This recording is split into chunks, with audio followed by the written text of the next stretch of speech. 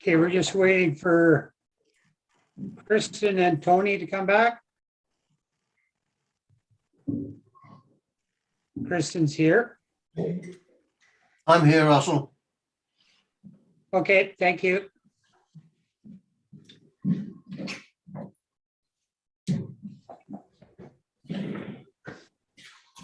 So we're back in open. And number 4, rise and report from the closed electoral area directors committee meeting. Do we do that now or later? We do that now, Chair. Okay, and you're going to do the you're going to do the report? So this just flows through, and this is where it lands. The 2 items that were originally reported on that we just discussed will be shown in the minutes here.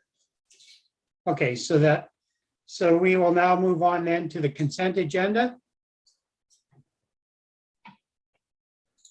Is there anything from the consent agenda you'd like removed, Vivian? I'd like to approve the consent agenda, but I would like to plan to have a discussion on the select funds at our next EAD. Just a heads up to staff. Thanks. Okay. That's the director's notice of motion. We never had those. That's great. All right. I'll try and remember that if we get to this meeting. Yeah. Okay, so we go now to staff reports and other business. Sorry, Chair, can we have a motion to Oh, approve sorry. the consent agenda? Motion to approve the consent agenda. So moved. Moved by Vivian, seconded by Sal. Call a question, all in favor, opposed, motion carried. Business arising from the minutes? None. Staff reports and other business.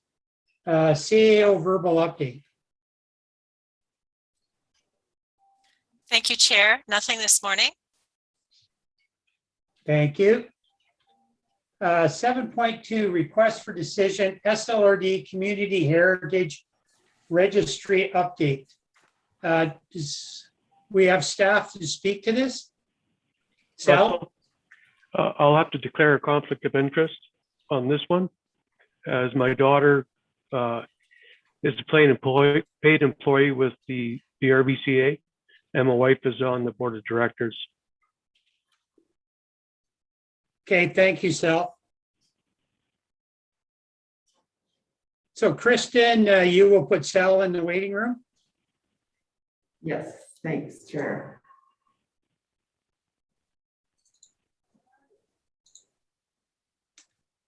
Okay, Kim, are you going to speak to this 7.2? Yes, thank you, Chair. Yeah, so this report is, we've brought it forward before. It was at the request of the electoral area directors to add a number of properties to the heritage register for Area A. So the properties include the Halleymore Heritage Site, the Braylorn Pioneer Mines Office, Goldbridge Teacherage, the Braylorn Community Hall and Gym, and the Braylorn Community Church. So these would be put on the Heritage Register based on their statements of significance that are in your report. Those were produced by a professional heritage consultant. And so the recommendation is that these be added to the register and that we notify the property owners, mostly the SLRD, and forward notice of this to the Heritage Minister within 30 days. Very good. Yeah, Tony, go ahead. I think it's really important that we support the community. This request has come from the community. And I would like to make the resolution that the three that's that staff have identified. I'll second that, Matt. Yeah, I think that's really important too. That was very interesting reading all of this. Very well done. Yeah. So yeah, it's very good. So it's moved and seconded. I'll call the question. All in favor, opposed, motion carried. Thank you very much. Chair, I just wanted to remind everybody that was a recommendation to the board. Okay, yeah, thank you. That didn't make it on the agenda, the recommendation to the board part, but this goes to the board. Thanks. Yeah, okay, thank you. Okay, we're going to bring Sal back now.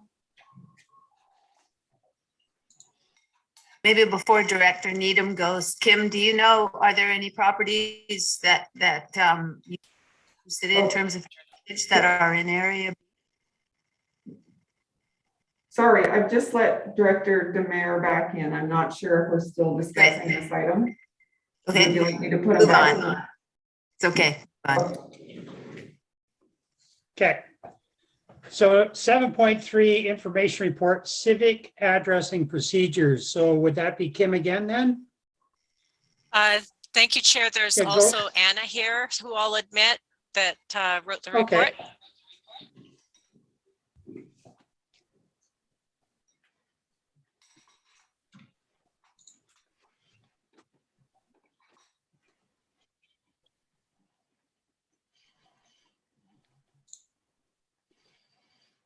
Hello, Anna. Hi, How are you? I'm good. How are you? Good, thank you. Do you want to speak to this information report on civic addressing procedures? Yeah. Thank you.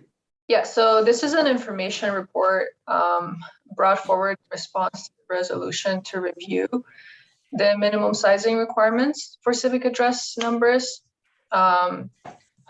both in the SLRD and the member municipalities. So in short, the SLRD and the Village of Pemberton have bylaws governing civic address sizing and placement. The two bylaws are very similar to each other in that they both require that each number is at least 6.5 centimeters in height with reflective material and 15 centimeters with non-reflective material. The bylaws also require that a duplicate number is placed when the dwelling is more than 10 meters away from the access road. In the District of Lillooet, there's also a bylaw that regulates civic address numbering and size. The bylaw requires that numbers are illuminated, although it does not mention reflective material, but that the numbers are illuminated and are easily seen at night, and that they are at least 10 centimeters in height if the dwelling is within 15 meters of the access road, and 15 centimeters in height if the dwelling is further away. Similarly to the SLRD and the Village of Pemberton bylaws, when the dwelling is further away than 28 meters or obstructed by anything, there should be a duplicate address within 3 meters of the driveway. And so in Whistler, the civic address numbering and size is regulated through a fire and life safety bylaw, a bylaw that's not exclusively dedicated to civic addressing.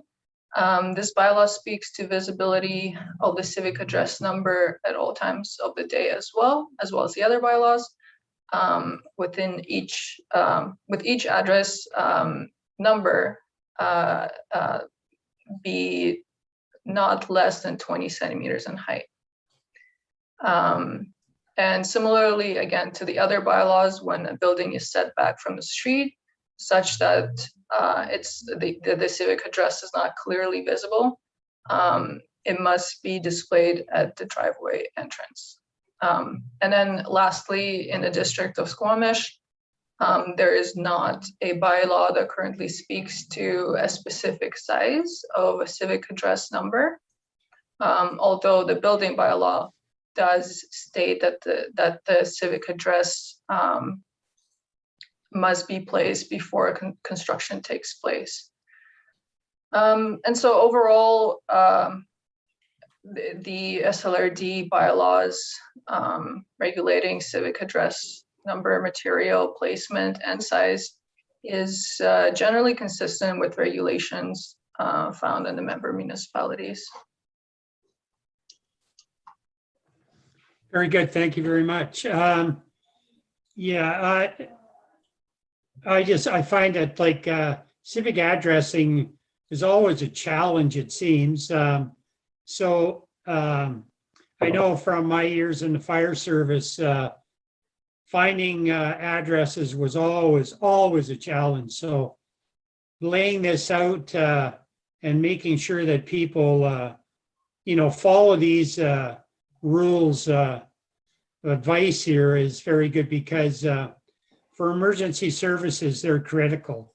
And not only that, people trying to, find your address is very important. So thank you very much for this. It's very, very good. Vivian, and then Tony.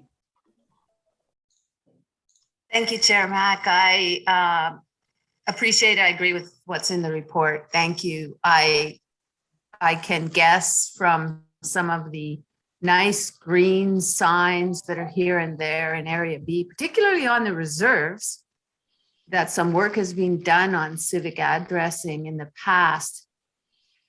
We have a lot of neighborhoods where there is no consistent civic addressing. I'm thinking out the Yalicum, even some of the Texas Creek seems to have pretty solid addressing at this point, but some of the other areas in the octopus, that is Area B, we don't, when I've asked staff before, I think the answer was the job of staff is to provide the actual address, but we don't provide any signage or any support for actually putting up the signs. Because I think there's some value in sort of the consistent signage throughout the district. And I was wondering if we could use something like select funds or general.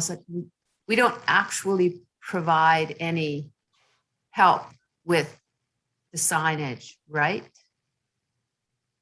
We just tell them how it should look. Yeah, that's as far as it goes, yeah. Because it certainly is a concern for ambulances and fire trucks and so forth when one not all signed. I'm not sure how to approach this one as Area B, but it's a gap. The civic addressing is not very good throughout B. Tony, go ahead.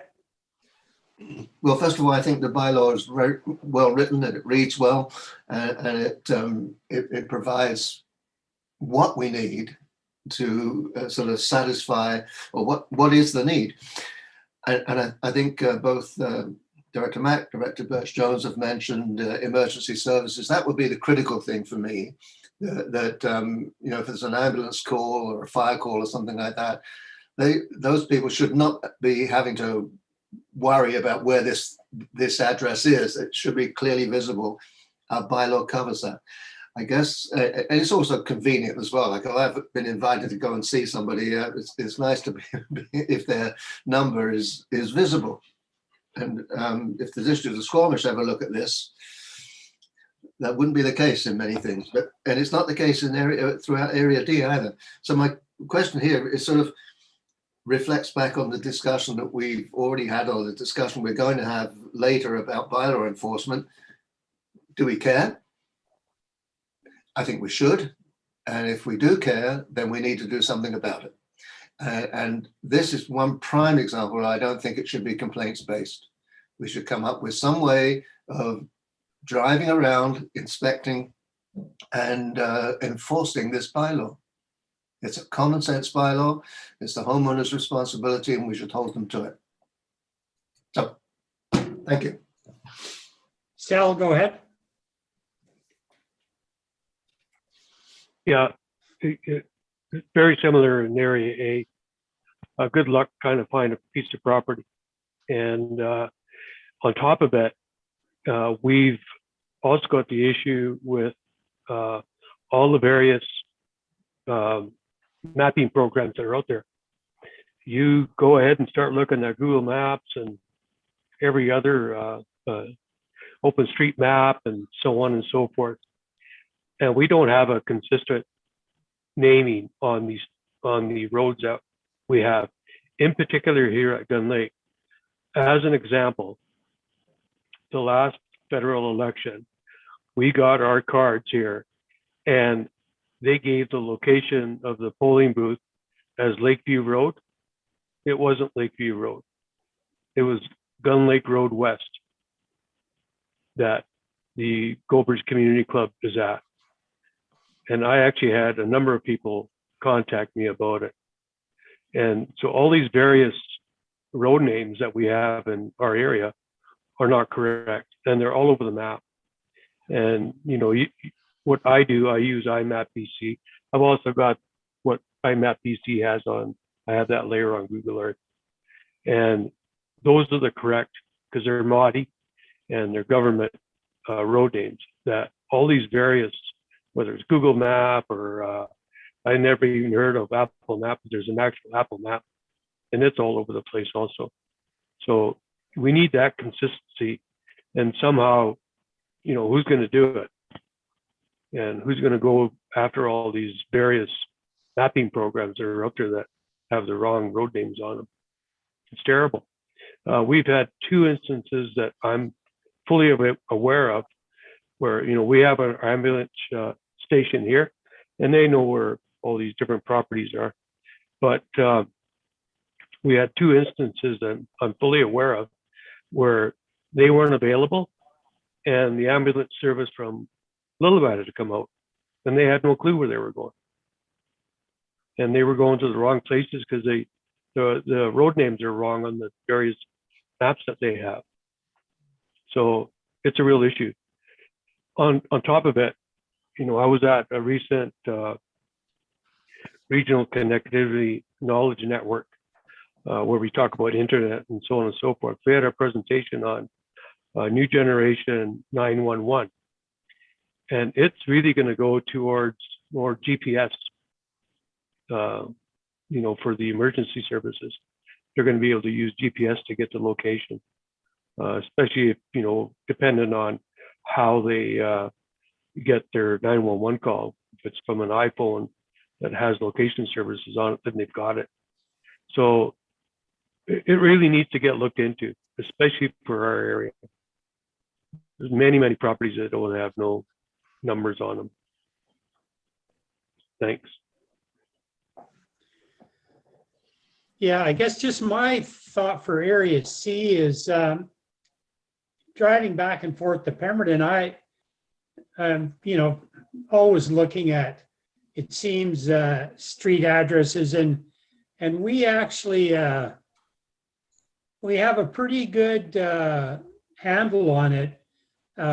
Definitely on the Pemberton Partage Road. Some of the side roads, maybe not so much, but I think that the challenge that I always had with BC Ambulance Service, and even now today, they have a very, very poor mapping system for this province. And it always struck me as with the technology we have today,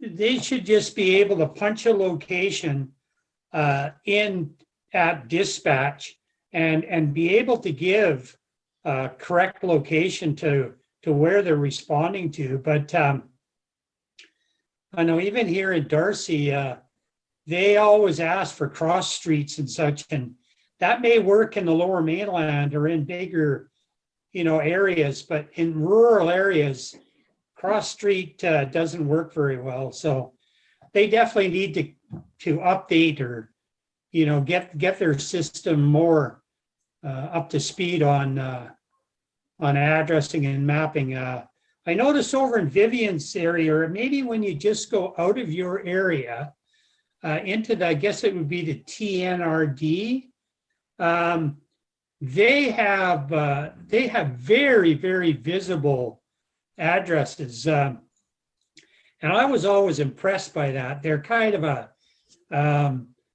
greenish yellow with dark black numbers. They're good size, very, very accessible. You can see them, well, from blocks away, really.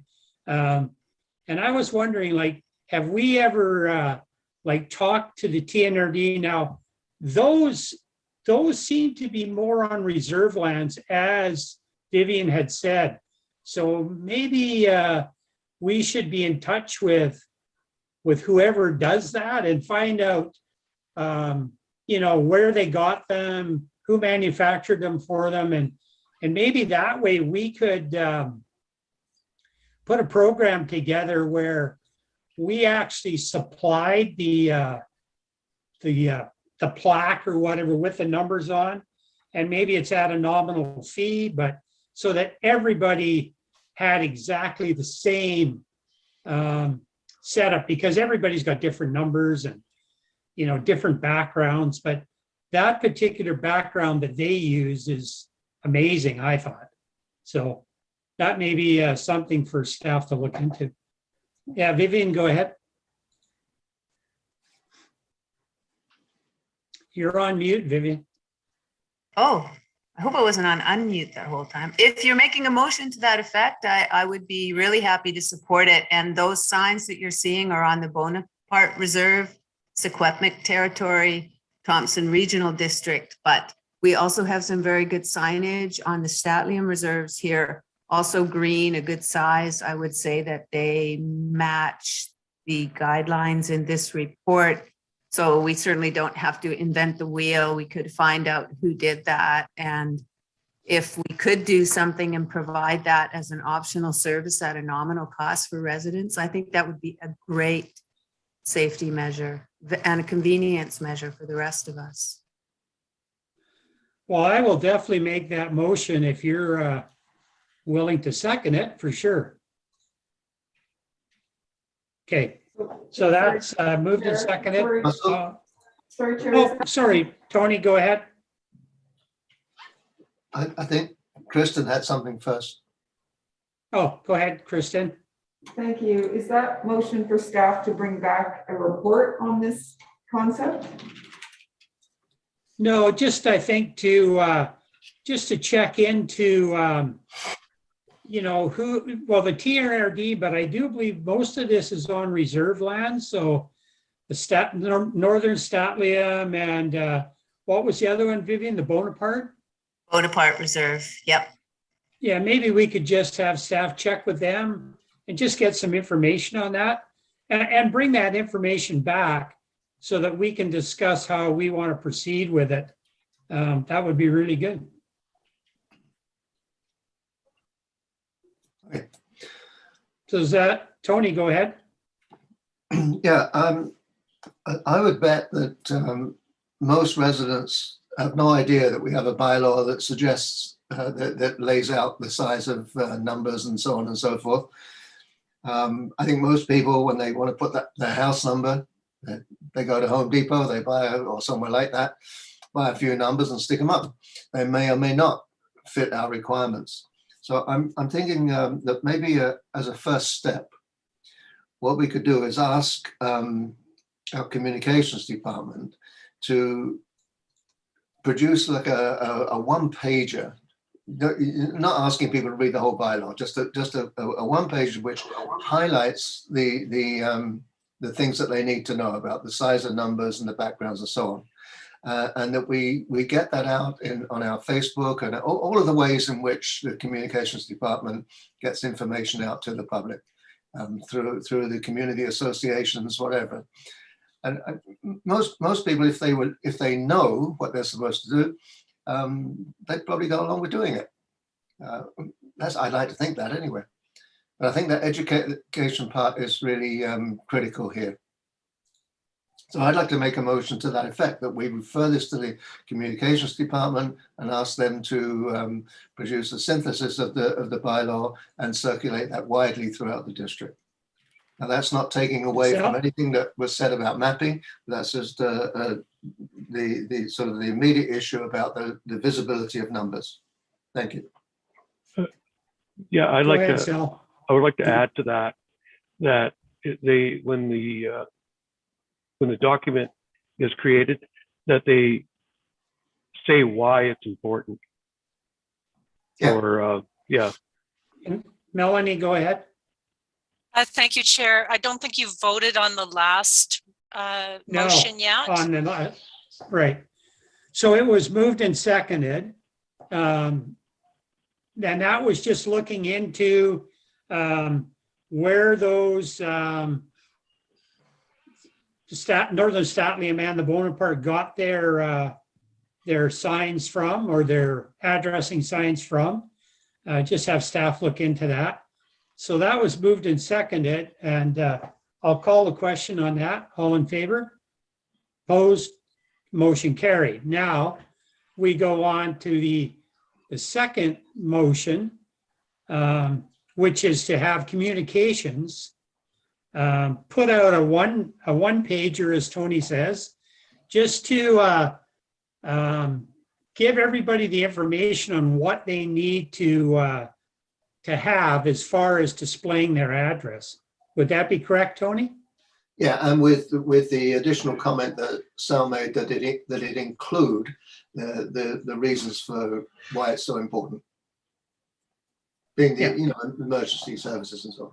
Yeah, that emergency services obviously is the number one priority. So, okay, so does that mean everybody's approval? Okay, so mover and a seconder.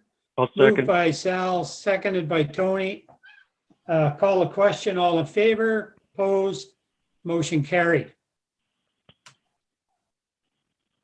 Sal, go ahead. I'd like to make another motion that staff look into the issues in Area A with the road names on particular online map programs to make sure that they're correct to what the Ministry of Transport and Infrastructure has on their on file. Okay, do I have a seconder for that? Tony? Yeah, I'll second it. But if we can remove the reference to Area A, I think that's important. We look at that across the whole region. Throughout. Yeah. Yeah. I agree. Because I know, yeah, absolutely. I agree with that. Yeah. We're just talking electoral areas here, right? Yeah. Yeah. Okay, so that's been moved and seconded. I'll call the question. All in favor? Opposed? Motion carried. Thank you. You got that all right, Kristen? Okay.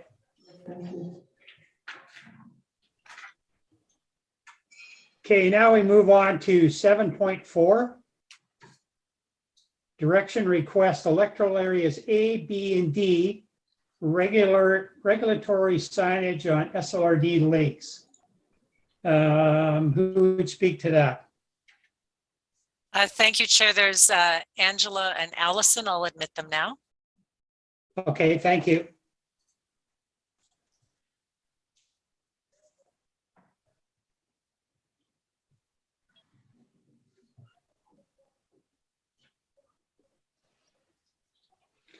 Good morning, Allison. Good morning, Angela.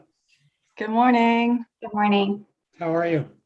Good. So 7.4 is the regulatory signage on SLRD lakes. Who's going to speak to that? I'll speak to that one. So Okay. I guess the issue with these lakes is that Transport Canada has regulations that the local authority needs to post signs with regard to some of the regulations, and we are the local authority, and there's no way around it. There's no cost center for this service. There's I believe 3-4 lakes that need a speed limit sign posted on them. So we're just trying to coming to the EAD committee for direction on how to fund this project.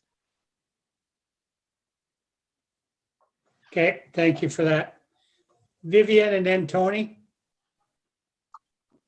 I just want to check with staff to ensure some consultations being done with Hacklip on the Quatlanimo Lake. I don't know. We haven't done any consultation. I don't know if Transport Canada has as well. That's another question, but I really want to stress this with you guys. When you're thinking about taking an action like posting signs in Northern Statlium territory, I want you to think about jurisdiction and First Nations consultation before you start springing into action. Particularly Quatlanimo Lake recently has been the subject of some pretty thorny consultation between cabin owners and Hacklip and the Ministry of Rec Sites and Trails, which, by the way, is another body that might want to be consulted on the signage because they're currently developing the rec sites at either end of Quatlanimo Lake. And so just keep this in mind. There's considerable sensitivity around signage and acknowledging territory, and I really want to respect that. And just reaching out and informing and asking about logos and placement and so on. In this case, as regards Quatlanimo Lake, it would be Flip. To do that is just the way we have to proceed now. Noted. Thank you. Yeah, thank you. I also am a bit confounded by the cryptic logos that Transport Canada has provided. I mean, I guess boat owners understand them, but it did occur to me that it might be helpful to have some actual language explaining what the signs mean. But that's a discussion maybe for further down the road. Okay, thanks. So a question for Vivian. What lake is that exactly? Popularly known as Fountain Lake in the Fountain Valley. It's a Okay, popular destination, and there are frequent boat owners. People do seem to follow the small electric motor rules, which is great. It's popular for fishing, ice fishing, camping, blah, blah, blah. It's, yeah, there's a lot of pressure on the lake. thank you. So how do we want to proceed here? Do we want to just proceed then? Sal, go ahead. And then Tony. Thank you. We now have an organization for LaJoy Lake, which is the LaJoy Lake Ratepayers Association. So I'd like you to contact them, and I'll give you the contact info so that, see if they want to take it over as the authority. Unfortunately, ratepayers associations are not eligible to take it over as a local authority. It has to be a local government or a First Nation. Oh, It used to be, in the past, the Levitt Lake had the Ratepayers Association doing it, but Transport Canada advised they won't accept those as local authorities any longer. okay, but I'd still like you to contact them and let them know. Yeah. Yeah, Tony, go ahead. Just to follow up on Vivian's comment about First Nations consultation. You know, I looked at Levitt Lake. It's between the Chickamus and the Squamish rivers, and I can't tell from my map whether that's on the reserve or not. It's close, and I know that when Hydro do anything around that area, they certainly consult with the Squamish Nation. So you know, we should keep that in mind. Second thing is that the cabins around that lake, I think, are owned by people from Squamish. I think it's a reasonable request for us to go to Squamish and ask them to be the authority to post the signs at Levitt Lake. We should at least explore that. It's not that much money, I know, but I'm just wondering where it goes from here. What do we next become responsible for if we just go ahead and put the signs up? Are we then going to be asked to maintain a trail or a road or something like that because we're the local authority?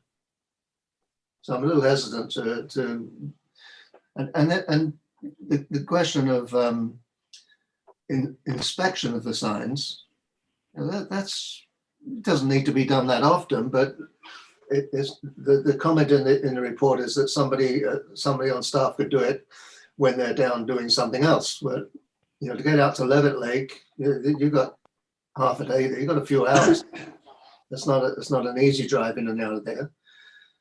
But even the other one that's in my area, Lucille Lake, you know, it's just off the highway, just south of Brew Creek. I don't think there are any cabins there, but you know, there's more than just the cost of the signs involved in this.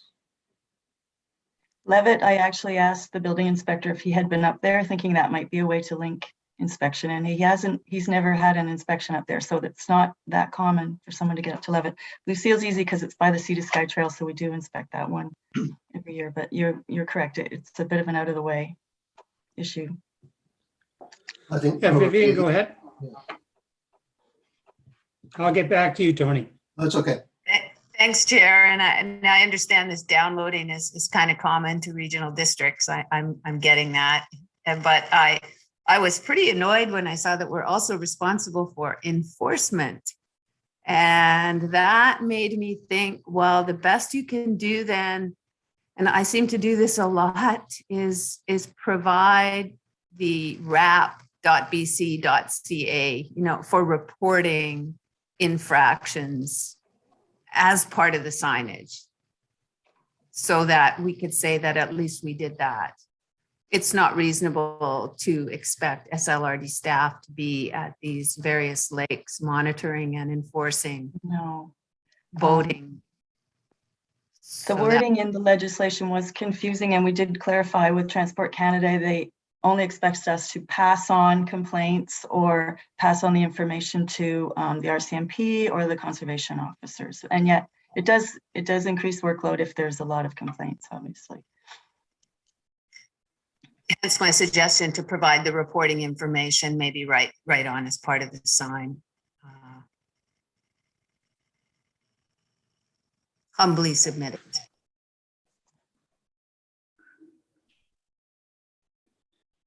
Tony, go ahead. Is there a way of us knowing who owns those cabins at Levitt Lake? Yes, we can check the assessment roll. Because if they are indeed residents of Squamish, then I would want to move that we approach the District of Squamish Council to take responsibility for those signs.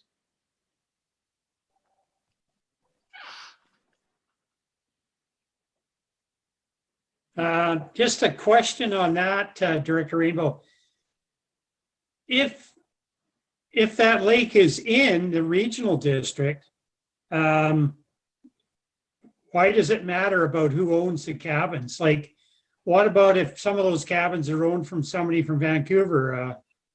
So, I mean, if it's in our jurisdiction, then I would say it's probably our responsibility. No matter who owns the cabins, because I could say the same thing on Anderson Lake. The majority of those cabins on Anderson Lake are either owned by people from Whistler or Squamish or Vancouver. So it's the same thing there. So I don't know. It's just a thought. We have the option of finding another local authority to take over the responsibility. Why not ask them?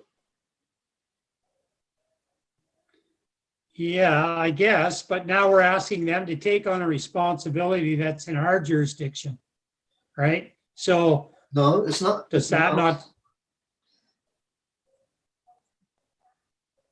Who's just asked us to do it? The Ministry of where? Transport Canada, it's the federal Transport Canada. agency. And one of the options that we've been given is that staff begin the process to find another organization to take over as local authority. So with regard to that particular lake, I don't mind ask, I think we should ask Squamish to take it over.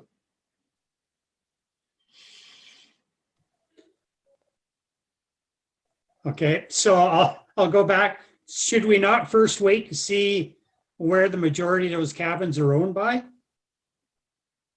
And then make that call?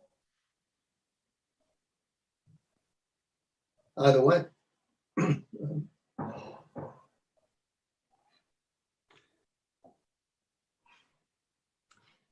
It'd just be one Melanie, way. what do you think? What's Be that? one way of Go letting ahead, the Tony. board- be one way of letting the board know about this downloading and get their opinions on it. Yeah, thank you, Chair. So I did also have a conversation with Transport Canada myself over this one as well, to kind of understand where this is coming from and why it's landing on our laps. And they've indicated, and they provided copies of very old letters where the regional district had asked for signage to be placed there, and have tagged now that there's been a legislative change in the middle, that any letters where local governments had directed that certain things occur, they've now made us the local authority having jurisdiction over those bodies of water for the purposes of signage and enforcement. And they've just downloaded it through federal legislation that affects, of course, other local governments besides ourselves, but we're definitely impacted by this. And that these 4 lakes may not be the only ones. I did ask if they could give us a comprehensive list. They have not been able to provide such a list. But these particular lakes came about because of another legislative change now, which is outlined in the report, but which now they were saying that electric motors used to be just those little quiet pit-putt boats that went on lakes, but now because they can be speedboats dragging people behind them and doing all sorts of other things, this is to capture back that these particular 4 lakes are going to be quiet little lakes that we want to keep that way. And so the purpose of this particular signage is to make sure that the original intent of having them remain quiet little lakes is enforced regardless of whether you're using carbon fuel or electric as your motor power.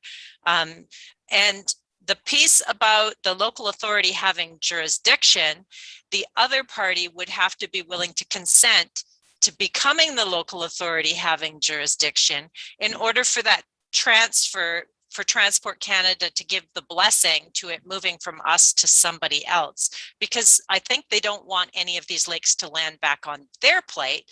They want to push it down to the local authorities to deal with. So I anticipate that if it's in electoral area D in this particular case, or any of the lakes which are within the electoral areas, that there could be challenges unless there was a First Nation that wanted to particularly take on a lake. And that potential could exist, that if it's within their territory, they might like to be the authority having jurisdiction. I anticipate that could be the only case where we might be able to transfer that piece to another authority rather than ourselves.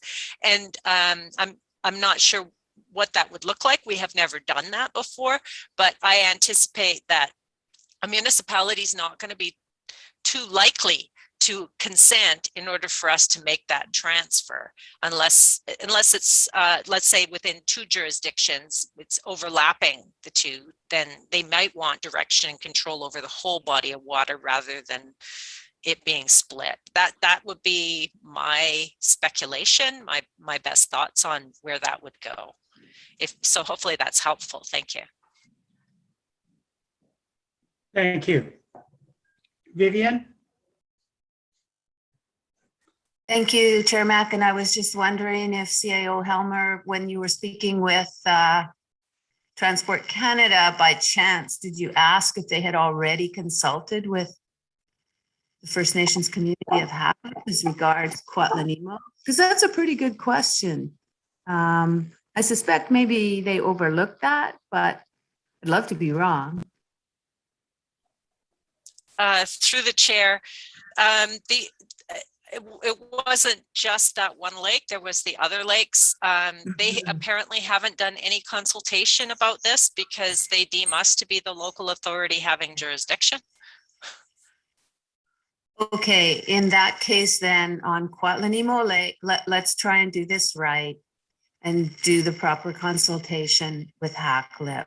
So I'd like to make a motion to that effect, including that we have, if indeed we are installing the sign, we have some language that makes it intelligible to the general public, as well as the information on how to report infractions. I'll make that motion, but I also suspect that at Kwatlanimo, because they're in the process of this rec site upgrade and they are going to be posting some signage about, for example, Western toads and so on, and who knows what else, they may want to incorporate this information with that signage work that they're doing anyway. And so it's way more complicated, but I think it's worth pursuing, working with them on that. And it'll probably take longer, and that's okay. Tony? I just want to clarify, Vivian, is that just about that one lake you're talking right now? Then I'll second that, please. I'm only worried about Area B. I'll second that motion. Thank you. Okay. Moved and seconded. Call the question. All in favor? Opposed? Motion carried. Thank you. Sal, go ahead. I'd just like to make a comment on electric boat motors. I had a constituent come to me and ask for a charging station for electric outboard motors. They currently make 10 horsepower, where the battery, everything is on the motor. And I can see why the government is moving forward on this. But it was just interesting, him asking me for, can we get a electric boat motor charging station at Gun Lake at one of the boat launches? Just, that's where we're heading. Thanks. And who did they say was going to pay for that? They didn't. They were just asking the question. General Select. Yeah, that's, anyways. Tony, go ahead. But Vivian just led me right into my next motion. If we're stuck with this, then I don't want to pay for Levitt Lake and Lucille Lake out of Area D Select funds. I would like it to come out of General Select for all four of those lakes. So that's my motion. Okay, somebody second that? Could we duke it out at the next EAD meeting when we're talking about general select? In general, I'm in agreement, but I think it's premature to decide, at least on the Area B signage, until we know how that process is going to go. Well, we can word the motion that any signs that have to be paid for by the SLRD should come from General Select. And then if Vivian, if you have a different source of funding, then that would accommodate that.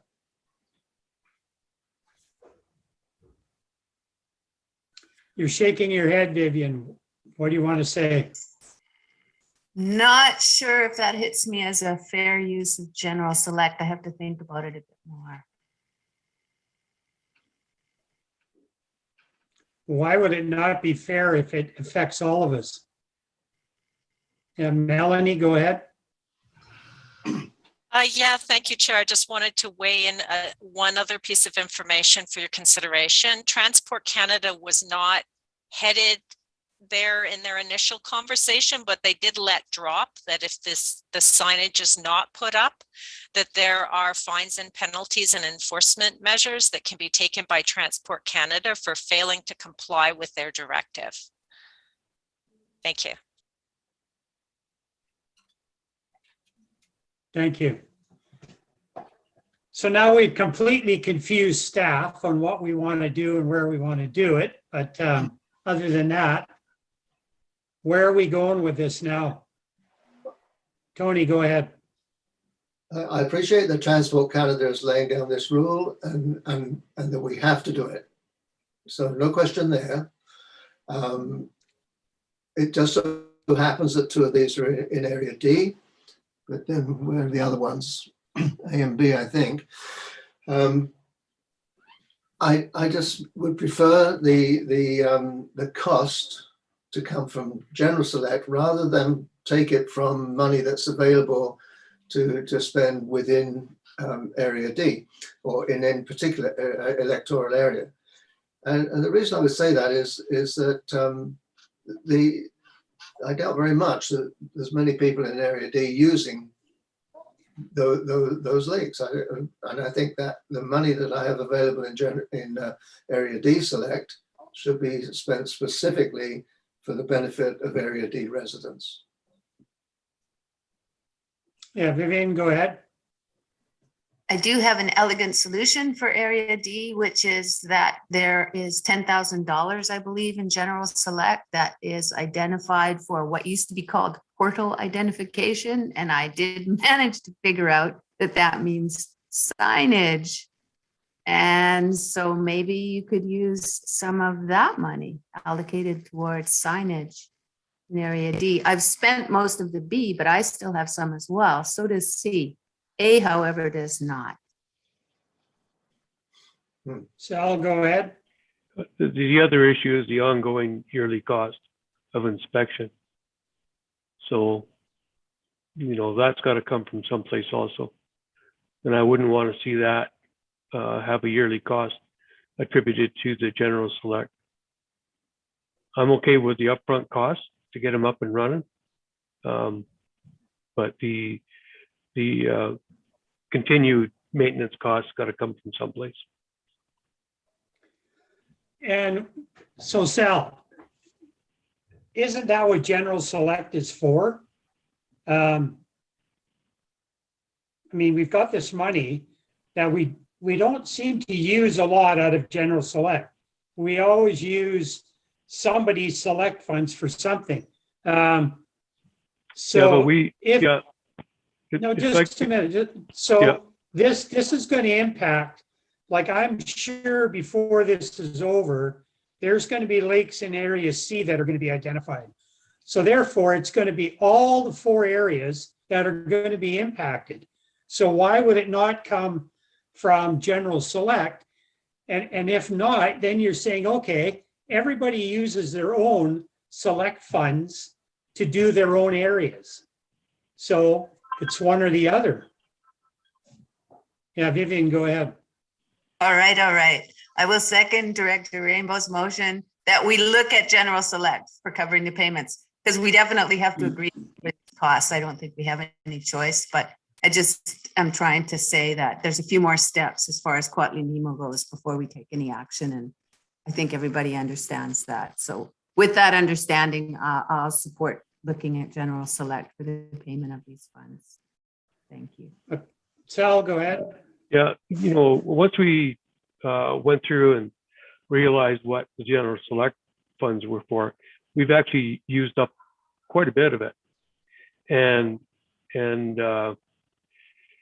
I mean, if we decide to do this yearly inspections and replacements and so on and so forth out of general select, you know, we're going to be looking at you know, $1,000 a year, and we only get 10,000 a year from general selects.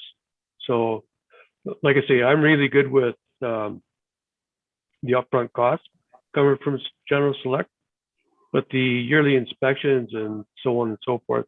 And I don't know if the you know, there's a couple of the lakes like LaJoie Lake where the building inspector could, on his rounds of Gun Lake, could look at it at really no extra cost at all.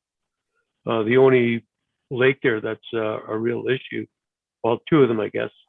One is the Kwantlen Lake and Lucille Lake, or not Lucille Lake, the Levitt Lake, that are an issue to actually, you know, go out of the way to get to them. But you know, for two of the lakes, really, staff could look at it with no issue at all, at no cost. So, but I'm okay either way. I mean, I really like to use that general select for some really good things that we can give back to the public.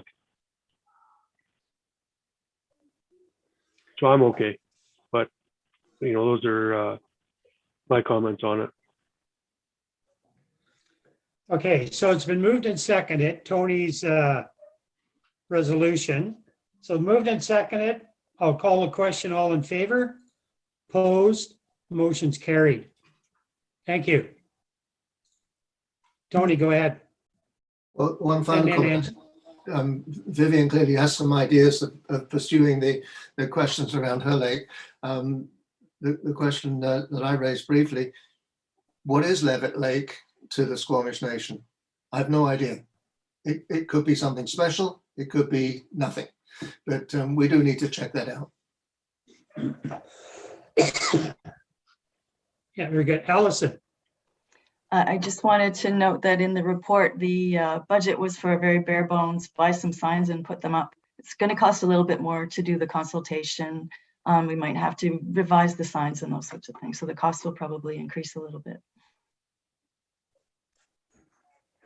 Okay, thank you for that.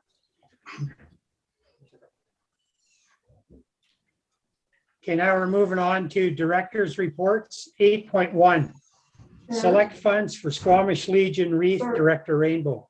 Sorry, Oh, go Chair. ahead, Kristen. Sorry, just before we leave that one, we had, I'm not sure what staff is supposed to do with Levitt and Lucille.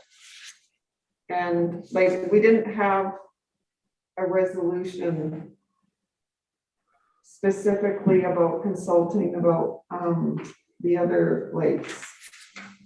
It was discussed, but I don't have that captured in a resolution.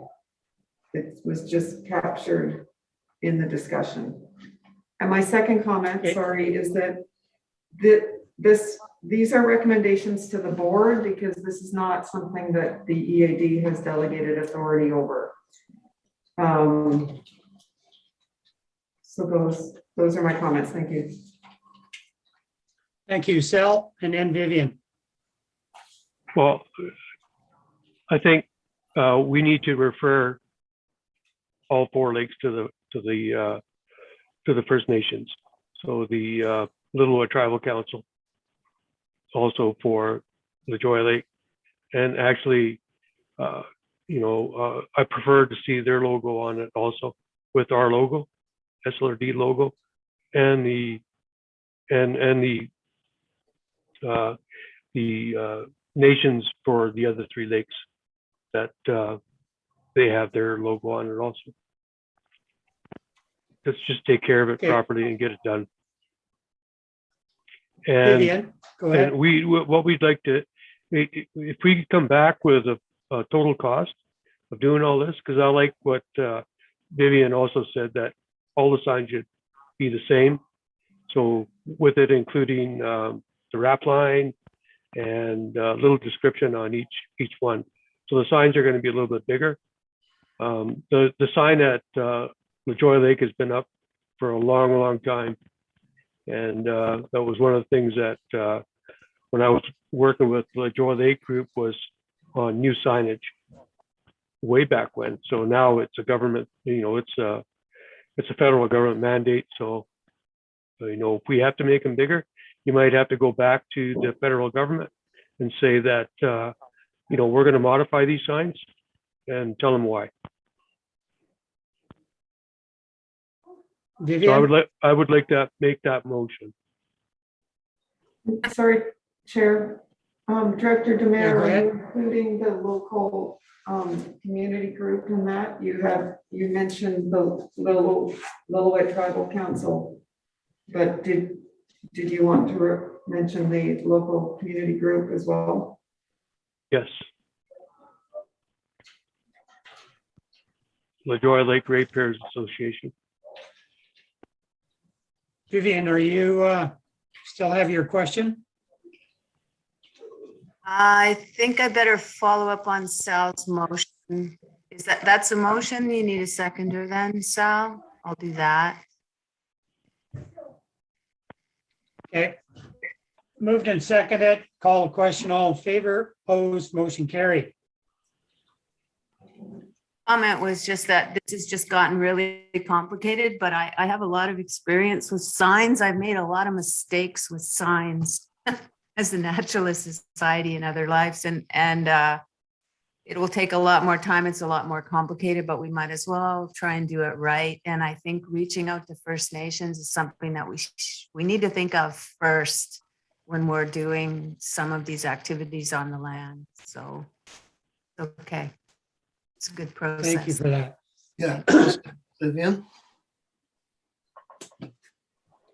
Okay, Kristen, we're okay now to move forward? Thanks, Chair. And the area D lakes. We don't have a motion for direction on those. On the two area D Kristen. lakes? Kristen, I think they said all the other lakes. All 4 lakes. Yeah, that's correct.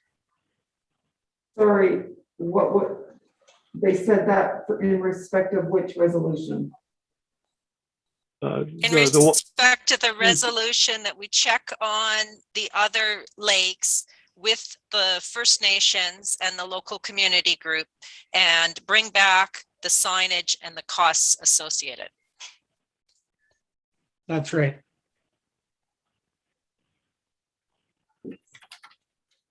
Okay. Okay, we're going to move on now to directors' reports. And 8.1, select funds for Squamish Legion Reef, Director Rainbow. Sorry. You want to move that?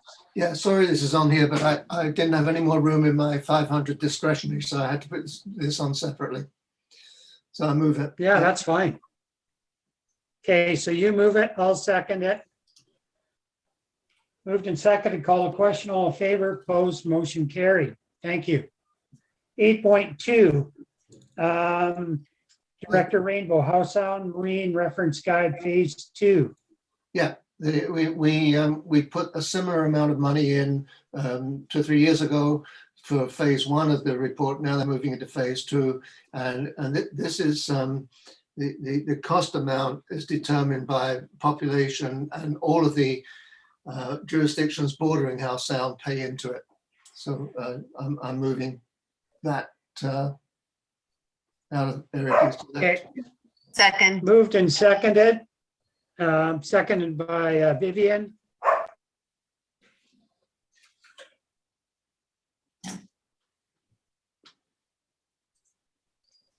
Sorry, I had a dog problem here.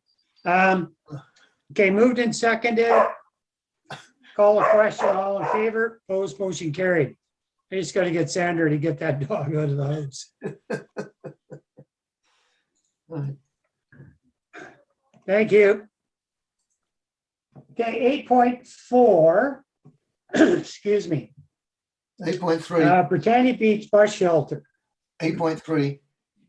Oh, sorry, 8.3, House on April 22nd, April 2022 Forum, Director Rainbow. Yeah, again, the forum is hosted by jurisdictions surrounding the sound. And I particularly want to do it in April because it's the 20th anniversary from the meeting at Furry Creek, which led to the establishment of the forum. So I'll move. Yeah, very good. And I'd like to Vivian's gonna second that. I'll second that, and I'm particularly happy it's happening on Earth Day. Well done. There you go. Very good. Moved and seconded, call the question, all in favor, opposed, motion carried. Thank you. Now 8.4, Britannia Beach Bus Shelter, Okay. Director Rainbow. Okay, we need a new bus shelter. There's an existing thing which is has been refurbished a little bit, but it still needs. It's too small and it could be improved. So, where to get the money? I noticed that in Squamish, and I have talked to Melanie about this. I noticed in Squamish they used some COVID restart money to build some shelters. So I thought, well, let's see if we can do that. And if we can, that would be I think a good use of it. But if that's not available, then I'd like to explore gas tax or community works funds money, which I think I can see places in the community works fund that would fit. We'll get into trouble. I don't know who owns the land. I don't know if it's hydro right of way, whether it's Modi, because the power line goes right over the top. So it could be hydro. Hydro has a right of way across some land that we own, so that needs to be checked. So if we can use, my second preference would be to use community works funds if it's available. But if neither of those two first options are available, then I recommend we use Area D amenities funds. And I don't have any at the moment, but by 2022, I'll have some. And we won't have to actually pay for it until 2022. So that's my motion. Very good. Seconded by Vivian. Yeah, Kristen, go ahead. Thanks, Chair. So this will be a recommendation to the board then for, like, we'll first start with the restart and then go to gas tax and then go to amenity. Is that how you want that worded? A recommendation to the board? Okay, thanks. Thank you. Okay, moved and seconded, call the question, all in favor, opposed, motion carried. And now we go to bylaw enforcement, Director Rainbow. Wait, what? Oh, there we go. Okay, sorry, I'd skipped one. Well, if you look at the, I've got 4 points in that report, and I guess for some questions, and I'd really like to raise these questions with the board when we're studying, when we're looking at the budget. The first one is, do we have enough staff assigned to bylaw enforcement? I've asked that before. I've always been told, yes, we do. I'm not convinced. I think I have no doubt that Lee works hard, that she works the time that, and she may even work beyond that time. I don't know. But when you consider that living in Pemberton or Whistler, in that area, if you've got an infraction in Goldbridge, that's a day. That's a whole day's work. Getting there, checking it out, driving back. Even the Upper Squamish Valley, by the time you've driven down to Squamish and then driven another 45, 50 minutes out to the valley, or an hour probably if it's at the end of the valley, it's a day. So I think we need more staff. How we do that, I don't care. I understand that Lee doesn't want to work any more than she's working right now. I've suggested in the past that we talk to the District of Squamish and look at a shared bylaw officer where we would contract for a couple of days a week or a day a week or whatever from them. That would be one way of improving the amount of time that we had available. What we're able to do in terms of bylaw enforcement is really, it's governed by a couple of things, you know, one of them being the way the job is done and so on. But the other thing is the time available to do the job. And we can't expect Lee to be doing twice as much as she's doing right now when within the amount of time that we employ her. Now, if A, B, and C are quite happy with bylaw enforcement and everything is fine, then I guess I just shut up and forget it. But if you feel in your areas that you would benefit from additional time, we can't be robbing it from each other. We need to put some more resources into it. So Yeah, I'll respond for area C, and I totally agree with you, Tony.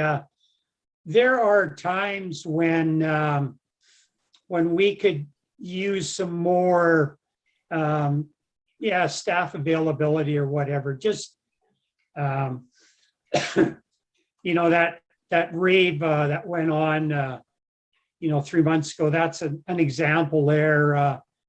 And there's other, I guess, examples similar to that. But I think, like you say, we can't ask Lee to do more than we're already asking her to do in the time allotted. So if that's the way we want to go, we're going to have more time. So Vivian, go ahead. I'm a bit uncomfortable because I think this is about managing staff.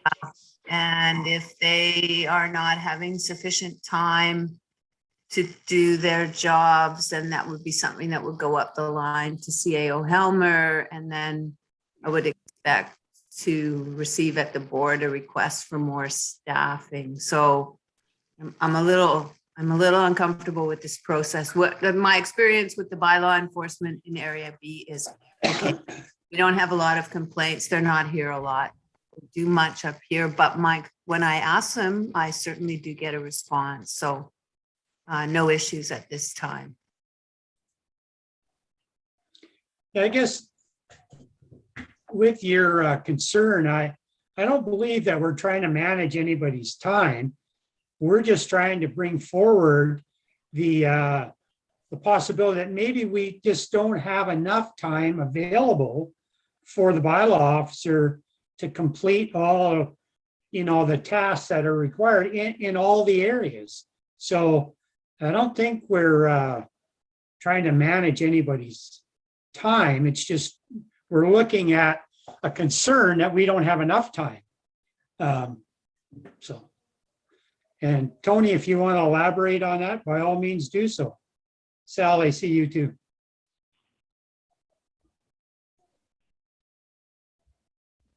You're muted, Tony.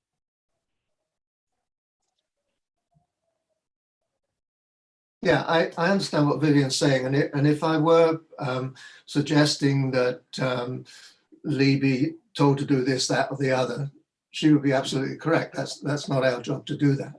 But I'm not suggesting that. I guess what I'm suggesting is that we take the message to our CAO, to the board in general. We want more time. And then that has to be discussed in terms of budget. How can we do that? Do we hire another bylaw officer? Do we hire somebody, or do we use somebody in the building planning department that can have a sort of a hybrid job where they do part bylaw enforcement, part something else? I don't know. I'm not getting into that. I'm not making any suggestions there. If the recommendation goes to staff that we increase the amount of time on bylaw enforcement, then the CAO can come back to us and say, this is how it can be done, and this is what it will cost. And then the board can make a decision. So I think, does that sound right to you, Melanie? Is that a reasonable way to approach it? Could I ask you that? Through the chair, yes, from a policy decision and budget resource allocation point of view, that would be appropriate, yes. And then, as you say, we would take the next steps from there. Yeah, that sounds good. Thank you. Thanks. Okay, Sal? I thought we had a discussion at one time where for area A and area B was to see if the Lillooet bylaw officer would take on our area, just because of the travel and time associated with the current bylaw officer having to come up our way. I don't know if that was ever actioned or looked at, but it would just make sense. Yeah, thank you.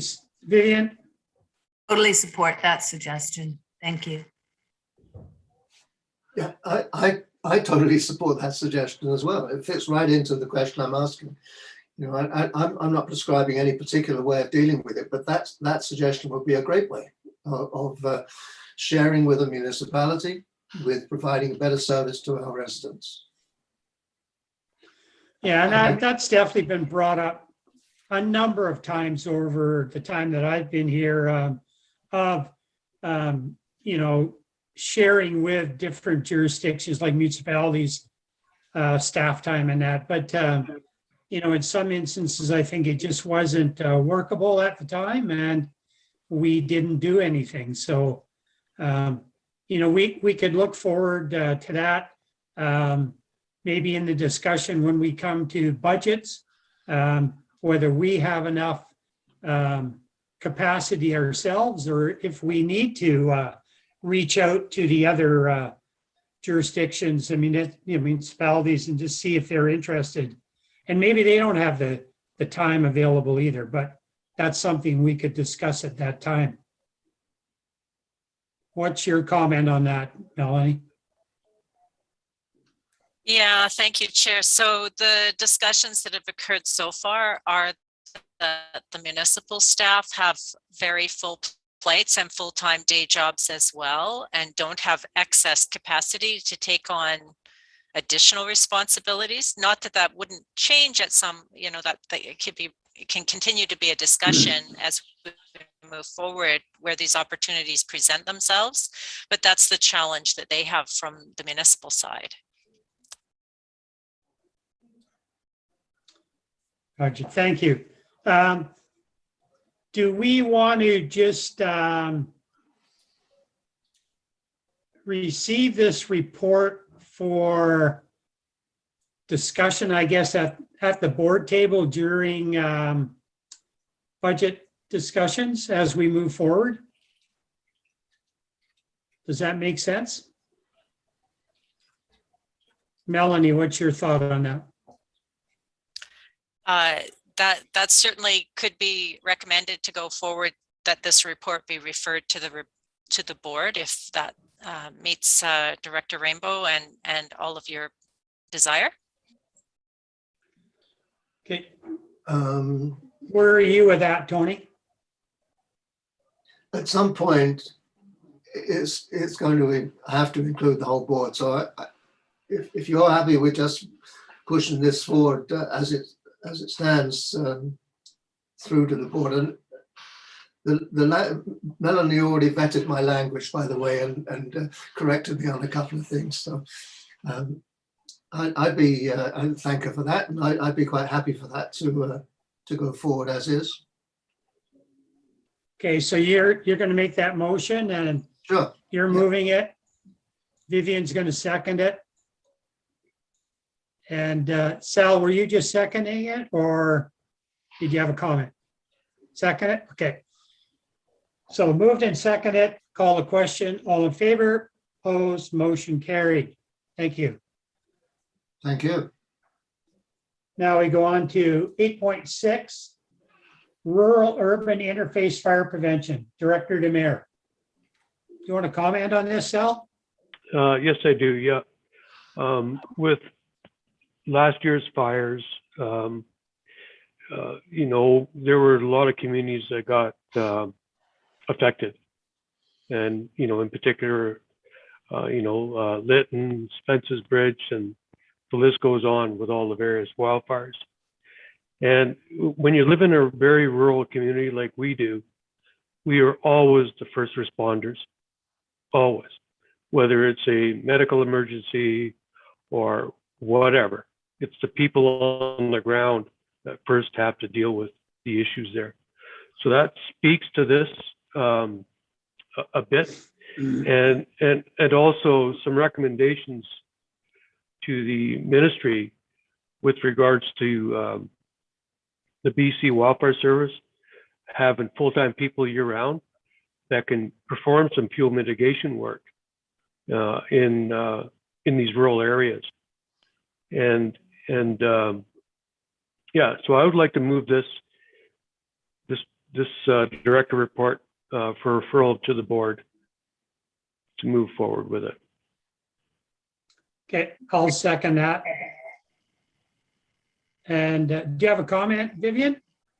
Just I would like to say that Logan Lake did very well in the recent fires, in part because they have a massive green belt around their community that they use for recreation and so forth. And people have been proposing that for the town of Lillooet. Like, we could do a lot better on this fire smarting as communities. So I support this, and I think it may be worth mentioning the Logan Lake model just as a success story, something we could all look at. Thank you. Yeah, so Pemberton started their fire smarting probably 3 or 4 years before Logan Lake did, because I was a fire chief at the time, and I worked with Bruce Blackwell and Associates and Bob Gray, fire ecologist. And we did quite a lot of work around the village of Pemberton and even up here in Devine, a lot of prescribed burns, thinning and spacing and all that kind of stuff. And I was in contact with like Logan Lake at the time and discussed and what we were doing, and they started their program. So there's definitely examples out there, and for sure they're very beneficial. So I completely support what Sal's putting forward here. So it's already been moved and seconded, but yeah, Tony, go ahead. And I think we can also learn from Squamish. I just overheard a conversation. I didn't hear it directly, but the mayor was talking about some rules and regulations they brought in with regard to the type of vegetation that you can plant around your house. So things like junipers and stuff like that. I think they've got it so that if they're in place, you don't have to rip them out.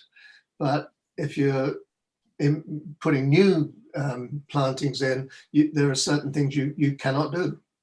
And we should take a look at that and see if we can take those recommendations and use them in the electoral areas as well. Yeah, and there's also, like with Pemberton, we at the time put in place certain building materials that you can use. And I think that's going to be province-wide at some point here now. But anyways, so that's been moved and seconded. Thanks for that, Sal. I'll call a question. All in favor? Opposed? Motion carried. Good. Thank you for that. And now we go on 8.7, resolution regarding Hurley and road maintenance. Director Demare. Thank you, Chair. Yeah, this is another one, and it's very interesting. Just last summer, there was a vehicle that caught on fire at the summit, near the summit of the Hurley, and due to the ditching and sightline brushing that was done the year before, the vehicle was actually parked right beside the ditching and the brushing. And there was a comment on the Facebook page, well, you shouldn't ever park on the side if your vehicle's on fire, you should park it in the middle. But due to the fact that that work was done, people were able to put the fire out before it was responded by BC Wildfire, which Blackcomb Aviation took up a couple of wildfire service personnel to that fire. But the road got really rough this summer after the initial grading, and the operator actually did not want to go on that road because he was afraid he was going to start the sparks that come off the blade with all the rock that's on that road. He didn't want to actually do it.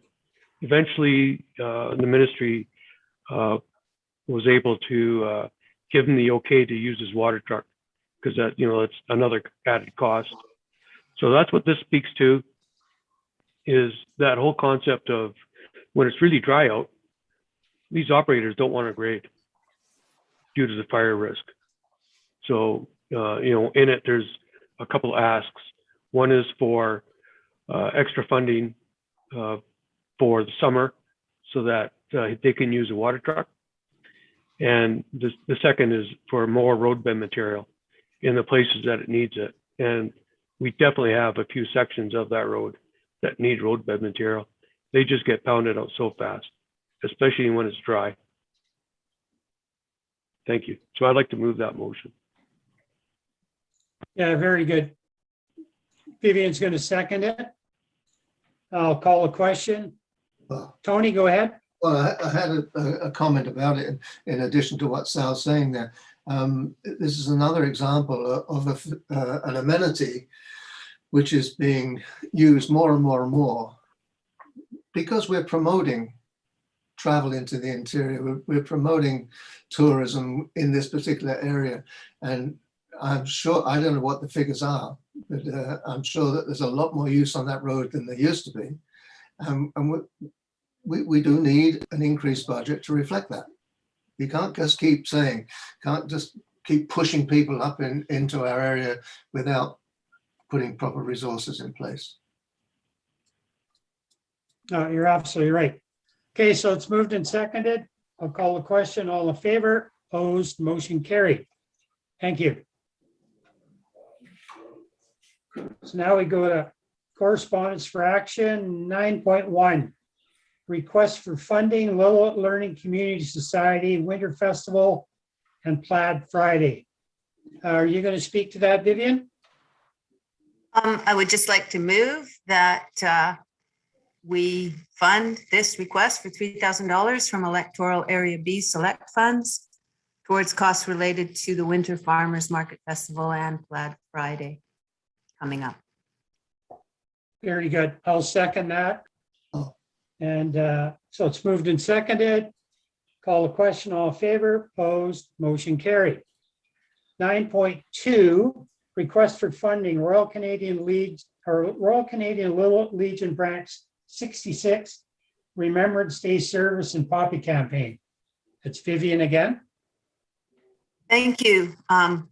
Tomorrow, of course, is a ceremony, and every year, through some magic, they have a wreath donated by the SLRD, and I step forward and present that, and that is fine.